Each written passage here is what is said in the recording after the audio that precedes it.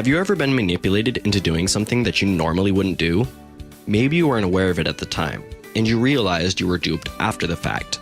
It's happened to most of us. Social engineering is all about manipulation. Phishing is a form of manipulation perpetrated over digital communications like email.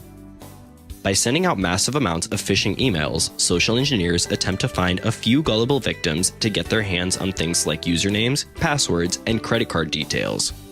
They use email spoofing to masquerade as a trustworthy source in order to deceive people. In email spoofing, the email header is forged to make a message appear to come from someone or somewhere other than the actual source.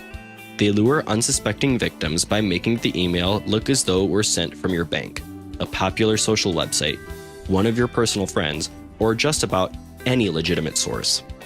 The most common technique is to send an email to thousands of online users asking them to re-enter or update their personal information under the pretext that their account is about to expire, or multiple logins have been detected, or they've just won the lottery.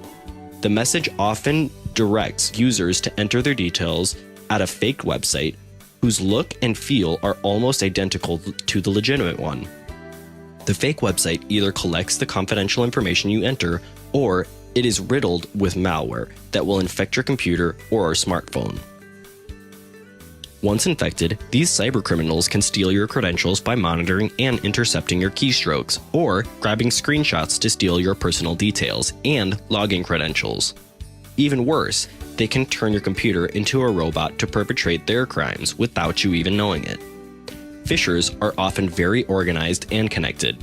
For example, they research social media profiles to gain intelligence about the people they're targeting. Their goal is to build a highly personalized lure that is likely to be opened and acted upon. They may go after one piece of information, such as an ATM card PIN, to correlate it later with existing information, such as the card number in the CVV. Once they've obtained what they're looking for, they can quickly convert it into cash. How can I protect myself? To help you spot an email phishing attack, ask yourself these questions. Who's the email from? Is the sender's name or email address familiar to you?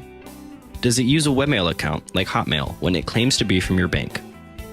Is there a URL in the email? Where's the hyperlink going to? When in doubt, don't click on it. As a best practice, always type the site address into the browser yourself to ensure that the browser goes to the expected site. Is there a threat of immediate detrimental action if you don't respond with personal information? A message demanding an immediate response deserves a good dose of skepticism. Does the email refer to a current news event? Large-scale catastrophes or the death of celebrities are quickly followed by a wave of phishing messages toting to the same news events in their subject lines or email body.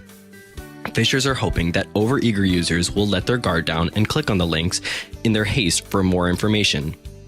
Does the tone of the email from friends or colleagues sound right? Filter the messages based on what you know the purported senders and how they typically write.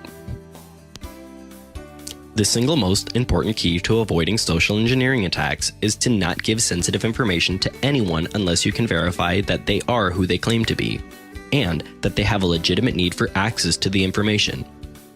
These helpful tips are provided by InfoSight Inc., an information security company whose focus is to help ensure the privacy and security of your corporate, personal, and financial information.